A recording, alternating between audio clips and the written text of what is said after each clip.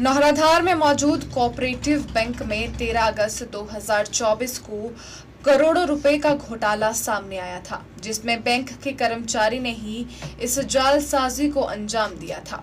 आज 5 महीने बीत जाने पर भी खाता धारकों की जमा पूंजी मात्र 13 लोगों को ही मिल पाई है।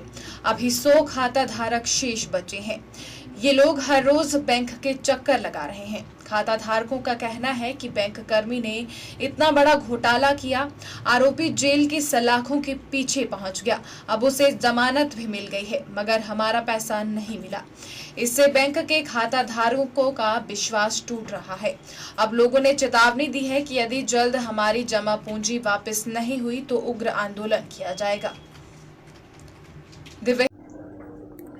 नौहराधार कोऑपरेटिव बैंक में जो स्कैम हुआ था उसका 1,82,00,000 विद इंटरेस्ट लोगों को अदायगी हुई है, जबकि जो टोटल स्कैम है लगभग 10 करोड़ के आसपास है, जिसमें कि 4 करोड़ के आसपास लोगों का पैसा है, जिसकी हमें बार बार कमिटमेंट होने के बावजूद भी कोई भी ना तो अदायगी हुई है, ना ही इसमें प्रॉपर कोई सुनवाई हो रही है। हमें इस बारे में प्रशासन से और जो मैनेजमेंट है, ऊपर एमडी साहब है, उनसे भारी रोष है। क्यों इस विषय में इतना डिले किया जा रहा है और क्यों लोगों का पैसा इन टाइम वापस नहीं लौटाया जा रहा है। सेकेंडली जो है, हमारी सिबिल तो खराब हो ही रही है, इसके साथ साथ जो हमारे खातों में फिक्टिशियस एंट्रीज हुई हैं उसके बारे में अभी हम श्योर भी नहीं है कि इनका क्या आगे कदम रहेगा। क्या ये मतलब इस बारे में ना तो ये हमें इंश्योर कर रहे हैं और ना इस बारे में इनका कोई क्लैरिफिकेशन अभी तक आई है, जबकि वो तो बैंक का इंटरनल मैटर है, उसको तो इनको सेटल अभी तक कर लेना चाहिए था। आई डोंट नो मतलब वाई इसमें इतना डिले क्यों है, और लोगों की जो नाराजगी है, बैंक के प्रति आस्था है, वो दिन बर दिन खत्म होती जा रही है। दूसरा जो है, अभी तक जो हमारे जो आरोपी थे उनको भी माननीय कोर्ट से जो है बेल मिल गई है, जबकि लोगों का जो न्याय था अभी उसमें भी इनका जो है फैसला अभी तक नहीं हुआ है कि लोगों को पैसा वापस नहीं मिला है। तो कहीं ना कहीं तो ये बिल्कुल भी तर्कसंगत हमें नहीं लग रहा है। ठीक है, नमस्कार जी, मेरा नाम मामला शर्मा, उप प्रधान ग्राम पंचायत सेव तंदुला से। मैं जो यहाँ कोऑपरेटिव बैंक नौहराधार में अगस्त माह में जो एक ये स्कैम हुआ था, उसके बारे में प्रशासन से एवं विभाग से दोबारा आग्रह करूंगा कि बैंक के अधिकारियों द्वारा अगस्त माह में हमें जो है 20 सितंबर तक कुल जितने भी ये स्कैम हुआ था उस पैसे को लौटाने का आश्वासन दिया था, जिसमें बैंक के सभी उच्च अधिकारी यहाँ मौजूद थे। उसके पश्चात कुछ समय के बाद जो है 1,82,00,000 रुपया लगभग बैंक द्वारा जो है लोगों के 13 खातों में जो है वापस किया गया। लोगों का यहाँ पर बैंक के ऊपर भी एक विश्वास जारी रहा। लोगों ने वो पैसा इसी बैंक में दोबारा से जमा किया कि लोगों का विश्वास फिर भी इस बैंक के ऊपर बना रहा। लेकिन जिस प्रकार से अधिकारियों द्वारा आश्वासन हमें सितंबर माह में दिया गया था कि हम जो है इसको इसी माह में 20 सितंबर तक कर देंगे, लेकिन आज जो है 2024 तो चला गया, 2025 आ चुका है। इस क्षेत्र का एक सबसे बड़ा जो त्यौहार, लोहड़ी का जो त्यौहार होता है, उसके लिए किस प्रकार से यहाँ के लोग कितना खर्चा करते हैं, कितनी उनको मुश्किलें होती है, उसके पश्चात भी अभी तक उस पर कोई भी प्रतिक्रिया नहीं की जा रही है। लोगों द्वारा जो है, हमें खुद भी कई बार जो है उच्च अधिकारियों को फ़ोन कर रहा हूं, लेकिन फ़ोन पे जो है हमें कोई रिस्पॉन्स नहीं दिया जा रहा है, फ़ोन तक नहीं उठाए जा रहे हैं। अगर उठाए जा रहे हैं उससे पहले तो हमें विश्वास दिया गया है कि अभी रिपोर्ट नहीं सौंपी गई है।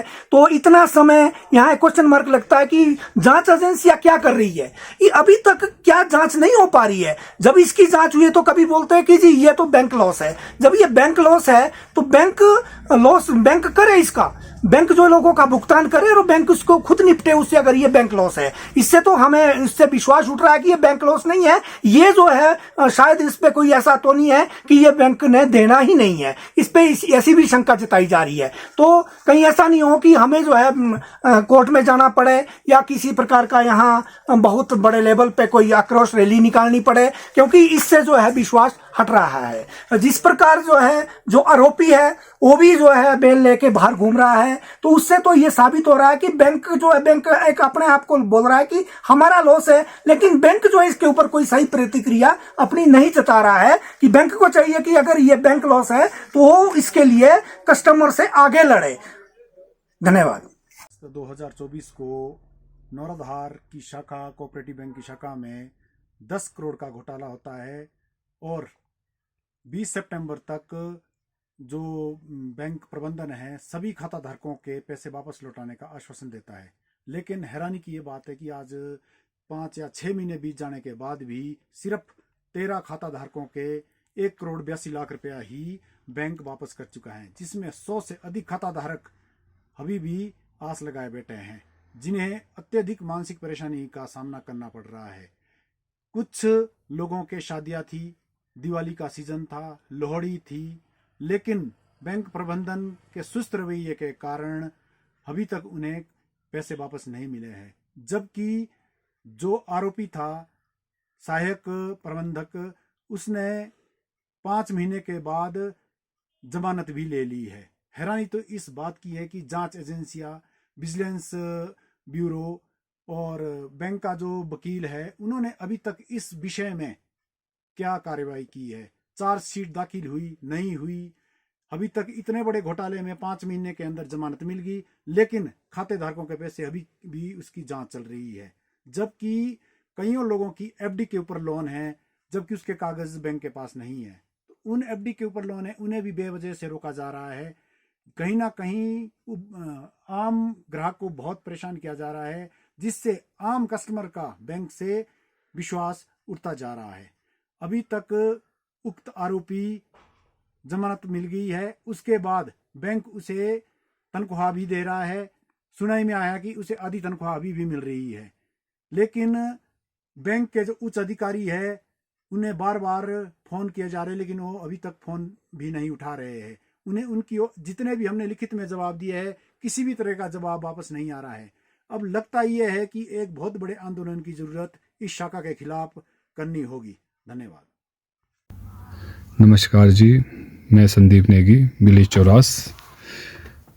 मेरा कोऑपरेटिव बैंक में 2000 से लेके खाता चला है और अभी पिछले वर्ष यहाँ पे एक घोटाला हुआ 3 अगस्त 2024 को।